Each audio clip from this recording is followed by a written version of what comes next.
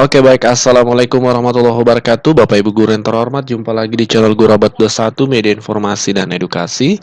Nah, di video kali ini kita akan membahas satu pertanyaan dari subscriber nih. Di kolom komentar kami temukan seperti ini. Apa benar kenaikan gaji guru tahun 2025 itu sebesar 5-8%? Nah, perlu Bapak ketahui hingga hari ini tanggal 11 Agustus 2024 belum ada keterangan detail dari pemerintah ataupun dokumen-dokumen pemerintah dalam bentuk regulasi atau seperti apa yang mencantumkan besaran seperti itu, atau misalnya informasi awal dari pihak pemerintah yang sifatnya tanda kutip bocoran yang menyebut 5-8% itu setahu kami sudah cek dari berbagai sumber itu tidak ada Bapak Ibu. Nah, adanya 5-8% ini memang ada di beberapa media dan memang media nasional itu argumentasi atau opini dari ahli ekonomi di negara kita, Bapak Ibu. Nah, seperti apa itu? Ini menarik juga untuk kita baca, Bapak Ibu. Yuk kita simak sama-sama. Ini menarik nih, ya. Di salah satu media nasional kumparan.com itu ada salah satu berita seperti ini. Gaji PNS dipastikan naik tahun depan. Ekonom, asal jangan di atas 8%. Nah, satu-satunya sumber yang kami ketahui, silakan ditambahkan informasi ketika Bapak Ibu ada informasi yang diketahui. Yang kami dapatkan itu belum ada bocoran atau informasi dari pihak pemerintah terkait besarannya. Yang ada adalah sejauh ini analisa dari atau argumentasi dari ekonom. Ahli ekonomi menyatakan asal jangan di atas 8%. Ini menarik, coba kita baca untuk menambah informasi. Direktur Center of Economics and Law Studies, Bima Yudhistira menuturkan, selama kenaikan gaji PNS untuk kompensasi atas naiknya harga barang atau inflasi dan pertumbuhan ekonomi, maka terbilang wajar.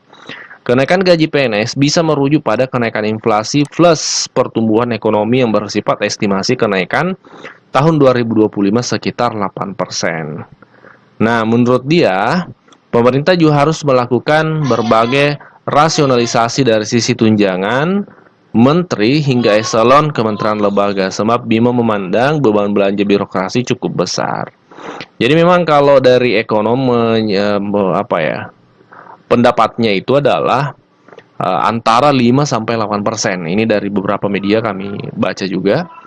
5-8% Bapak Ibu. Nah, perlu kita pahami dulu sama-sama bahwa kepastian kenaikan gaji itu bisa diketahui selama ini tuh dari dua sumber. Yang pertama, pidato resmi Pak Presiden pada tanggal 16 Agustus.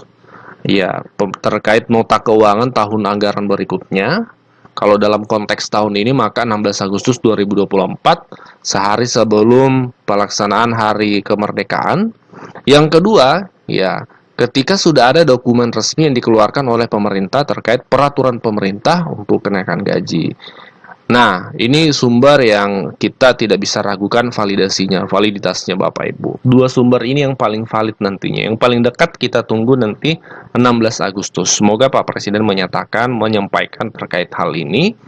Tapi memang beberapa waktu yang lalu Ibu Menteri Keuangan Sri Mulyani menyampaikan bahwa yang mengumumkan adalah Pak Prabowo, ya, seperti itu.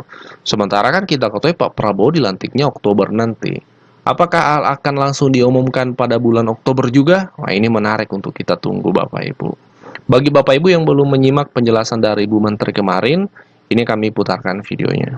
Oke. Mungkin soal ini Bu, kebijakan untuk gaji PNS Bu, apakah nanti bakal ada kenaikan di tahun 2025? Nanti juga Presiden terpilih akan menyampaikan, ya. Oh, nggak di tanggal 16 Agustus Bu sama Pak Jokowi. Kita nanti akan lihat di dalam APBN dan kesepakatan dari Presiden terpilih dengan Presiden saat ini. Itu ya.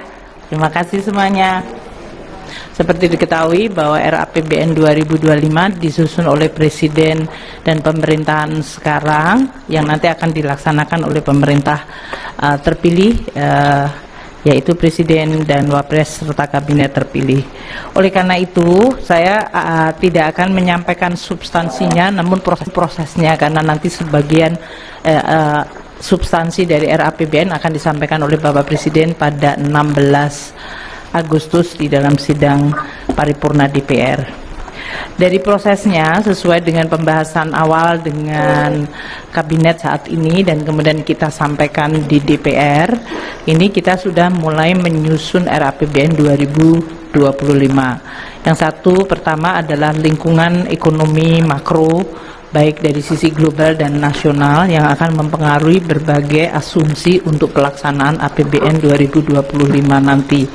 Dan untuk itu kami hari ini sudah mendapatkan persetujuan dari Presiden dan Presiden terpilih mengenai situasi makro yang kita baca yang mempengaruhi APBN 2025, pertumbuhan ekonomi, inflasi, suku bunga dari surat berharga negara 10 tahun, nilai tukar rupiah, harga minyak dalam hal ini, dan lifting minyak serta lifting gas. Itu yang sudah dibahas dengan DPR, kami laporkan, dan tadi juga mendapatkan beberapa arahan yang nanti finalnya disampaikan Bapak Presiden pada 16 Agustus. Kedua, untuk postur APBN 2025 juga kami sudah laporkan kepada Presiden dan Presiden terpilih mengenai pembahasan awal dari DPR ya, dalam hal ini melalui KEM PPKF, dan posturnya diperkirakan tidak akan mengalami deviasi banyak dari yang sudah dibahas dengan DPR, namun karena ini adalah menampung sesuai dengan arahan Bapak Presiden saat ini, yaitu Presiden Jokowi, bahwa APBN 2025 menampung program-program prioritas yang sudah disampaikan oleh pemerintahan Presiden terpilih. Jadi kami mulai menghitung untuk program-program yang sering disebut seperti makanan bergizi gratis, kemudian juga beberapa program inisiatif baru yang sekarang ini sedang difinalkan dengan tim dari Presiden terpilih. Ini sudah masuk di dalam postur APBN 2025. Untuk beberapa polisi-polisi khusus nanti akan disampaikan oleh Presiden Jokowi maupun Presiden terpilih pada saat beliau sudah memulai dari pemerintahan pada Oktober 2023. Jadi saya ingin sampaikan bahwa proses transisi ini berjalan sangat baik, komunikasi berjalan intens antara pemerintah sekarang dengan pemerintah Presiden terpilih dan Wapres terpilih, dan juga mengenai program-program detail juga sudah mulai kita tampung dan nanti akan dituliskan dalam nota keuangan.